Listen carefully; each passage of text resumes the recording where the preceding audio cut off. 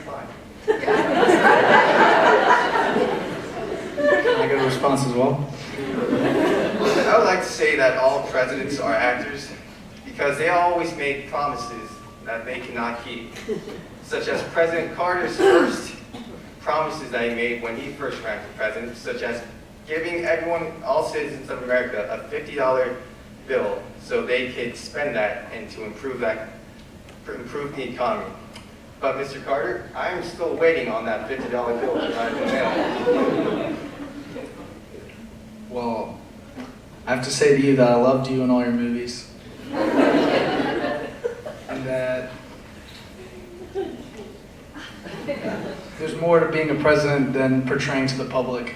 It's about critical decision making. It's about making the ethically and morally right decision for the sake of the country. And it's about not always making the easiest decision, but making the hard ones. The hard decisions being president is what defines your career. I've made some hard decisions as president. I think everybody knows that, but I've done that with my moral compass pointing north, and I believe that America should see that too. Governor Reagan, you have a response. I would like to say that, Mr. President, I liked you in your cardigans. What?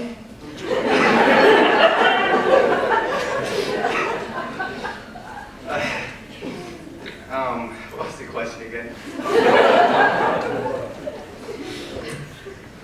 Oh, Mr. President, are not keeping our promises important as well? I know decisions are, but aren't keeping their promises to the American people half of that subject? Yeah, keeping promises are definitely important. And I can promise to the American public that we are going to get out of this recession and we are going to focus on the task at hand. And that's beyond being an actor, beyond $50 paychecks. It's beyond simple-minded decisions that need to be made to be president. Our economy has room for improvement. Our foreign policy has room for improvement, and we are growing. Be not afraid of steady growth. Be afraid of not growing at all. President Carter, what would you say the biggest issue in this campaign is? My current campaign? Yes. I don't have any issues with my campaign, to be quite frank. Not your campaign, I meant like the American campaign. Current issues in the American campaign, I would have to say that there's too much of a focus on militarization. Everybody seems to think that the military is going to solve everything. To remain peaceful and to remain comfortable with other nations is by far the most important thing, and that goes through collaboration and a lot of strategic communication, as I've referred to before. Diplomacy is another key word I'll throw in there. We're a diplomatic country. We are not a military force. We are not a military country. I do have the power as commander-in-chief. However, I use it reluctantly, and I use it in dire situations when it needs to be done. I feel today that there's way too much of a focus on militarization everywhere. Anywhere there's a conflict, we don't need that. We need to worry about us, about the issues back home, about keeping our citizens safe. Governor Reagan, you have a response. I'd like to say that the main issues is our economy, which with a staggering inflation and unemployment rate that has continued throughout President Carter's administration, along with its downsizing of our military, which I think should be reversed. If we increase our military, we will allow more jobs because it will need our factories for the equipment and weapons and vehicles that the military uses will be open again, which allows more jobs in return, and cut spending on federal government programs to rebalance the deficit. Before we do closing statements, I have your final question. Or more like statement. Tell us your opponent's greatest weakness, President Carter. My opponent's greatest weakness is that he is hasty with decision making, and his decisions not calculated, and that they are based off of impulses. We are not a country that thinks war is profitable. We are a country that avoids war. Putting military anywhere when it doesn't have to be putting American lives at risk when they shouldn't be is not the main goal of us as Americans. Before you tell us President Carter's greatest weakness, would you like to respond? I'd like to say that we as Americans have never gotten into a war because we were too strong. We have always went into war for the right reasons, such as freeing Europe from the occupation of the Nazis and helping them survive the onslaught of the communists. Now, would you please tell us, in your eyes, what is President Carter's greatest weakness? I would say that his greatest weaknesses are he is being too trusting of foreign dignitaries such as the Soviet General Secretary, along with being too disfranchised with the American public. For instance, when he told Americans that to save money, that we should all lower our thermostats and wear a sweater. As I've said many times before, Americans need to be resilient.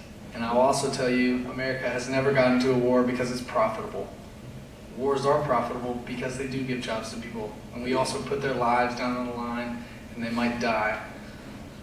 Peace, I might look as an optimist and assume that every other nation is looking for peace too. But I think in the end, we can all clearly see that peace is more important than war and that lives lost are greater than lives taken. As negotiated for closing statements, Governor Reagan, you go first. What was that again? Closing statements. I would like to say, I'd like to thank Radford University for hosting this debate. And I hope that everyone asks themselves, are they better off than you were 4 years ago? I hope that you decide carefully when you choose to vote this coming November. And God bless. President Carter. We live in a time of extraordinary change and uncertainty. People are extremely anxious about the economy and the wealth being concentrated at the very top. We're concerned about terrorism, nuclear weapons, the Middle East, and social issues at home. We need consistent, long-term, and strategic leadership to continue on our course of progress. Our progress is not inevitable. It is solely dependent on us as Americans.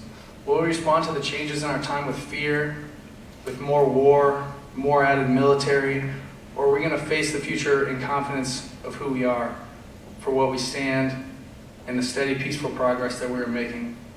I offer strategic plans for growing the economy. We are creating more jobs, stimulating innovation, and addressing inflation at the same time. At the heart of these plans is lowering our dependence on foreign oil by producing more energy safely and responsibly. Despite my opponent's views, there are necessary regulations to such ends to preserve high air and water standards for the future. Dealing with foreign policy also causes the same consistent and strategic thinking, which my opponent simply doesn't agree or understand.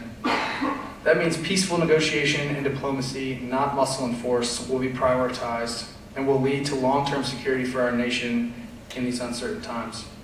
Through my leadership, I'm focusing not only on our immediate concerns as a country, but also the concerns of our future, of our children's future, and of the future we choose for ourselves. The future I envision is one of opportunity and security for our families, a higher standard of living and learning, a clean, peaceful planet for our children, and for generations to come. All of these goals are within our reach if we have steady, long-term, and strategic leadership. My fellow Americans, our collective future is in your hands. I see the drive, optimism, and resilience in all of you, and I implore you to stand with me now because in our consistency we will find our greatest strength. Thank you. Thank you for both candidates for being here, and thank you to Dr. Corbin and Dr. Dunn, as well as the Scholar Citizens Initiative for making this all possible.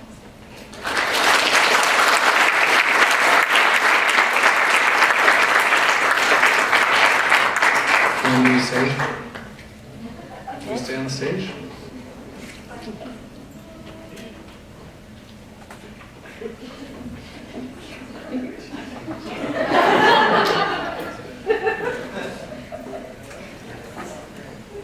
All right. Have another round of applause for the candidates.